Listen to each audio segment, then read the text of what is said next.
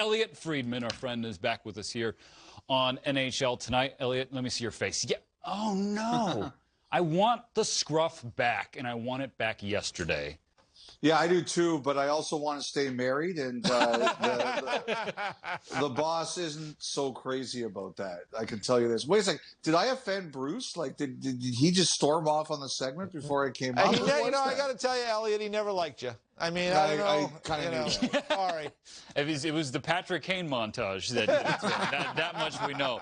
Hey, Elliotte, something I want to pepper you on first is the NHL Draft. It honestly seems like just yesterday, not that long ago, that Alexis Lafreniere had his name called 1-1 in the 2020 version, and here we are talking about 2021. But people are wondering, when is it going to happen? What's the lottery going to look like? There's a lot to be determined. So what's the latest? Yeah.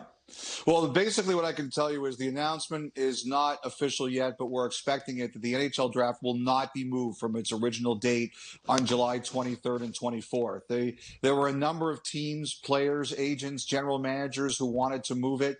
They wanted to move it to either December, January later this year, or have the two drafts next June. But there were a lot of issues to go over with that. It would have been a huge negotiation between the league and the players. I just don't think there was the stomach for that negotiation. And at the end of the day, I think they're going to keep it where it is. Now, there are going to be some changes to the lottery.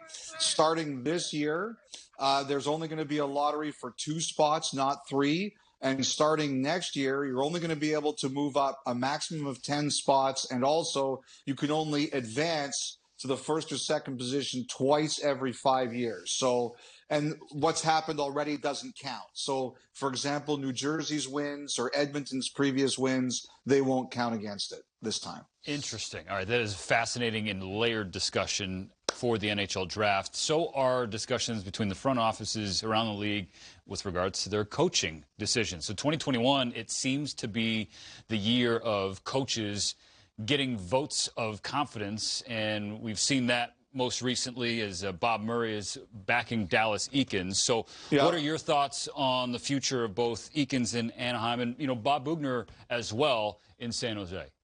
Well, Bob Boughner just got signed, so I don't really think that Bob Boughner is in any trouble. I think San Jose knew it was going to have some challenges this year. He just got signed. I can't imagine he's in any trouble. I thought that it was good that Bob Murray came on in defense of Dallas Eakins and said that it was a situation where they aren't going to make a coaching change. I think this year, this is a really hard and challenging and stressful year.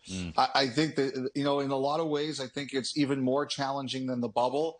The players and their families are being asked not to do anything while they're away from the rink. And I think when you're in tough situations like San Jose and Anaheim have been, it'd make it even harder. Anaheim's got a lot of fight to them. They showed it last night against Los Angeles. And I do think the Ducks, their bigger questions are going to be some of the personnel calls they have to make as opposed to the coaching decisions they have to make. So, but I do think one thing at the end of this year, I think there's a lot of hot spots. I think there's going to be a few places that take long, hard looks at their way that they do their business. But I don't think it makes any sense to make a coaching change this year. I don't think firing Dallas Eakins is going to fix whatever Anaheim's problems are.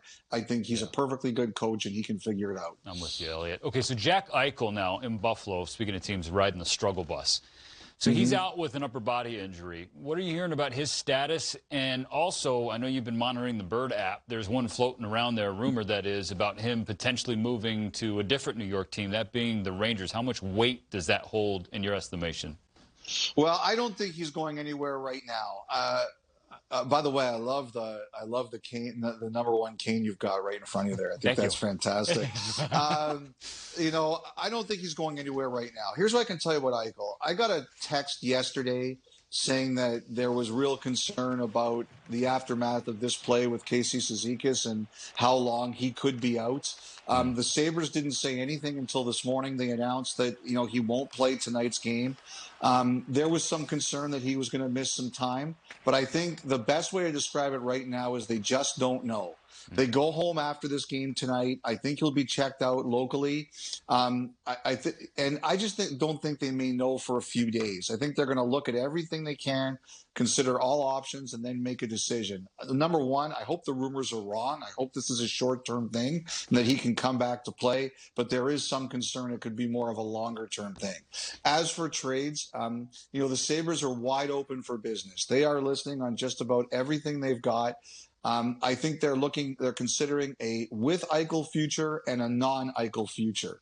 But I don't think that's imminent, especially now with the injury. I think it's more likely if they decide to go that way, it'll be around the draft. Whatever our future is, I just demand that it includes Elliotte Friedman. If I would have known, Elliotte, that you were going to highlight the whiteboard, I would have asked, what do you want on there? What's your official hashtag? Well, I got to tell you, right tonight, there should be nobody but Patrick Kane. So that would be beyond selfish of me to suggest something on what is Patrick Kane's 1,000 night. But can Patrick Kane pull off that beard and turtleneck? I don't think so. Elliotte Friedman, thank you as always for the time and the knowledge. We'll talk to you again soon down the road, okay? All right, guys, have a great night.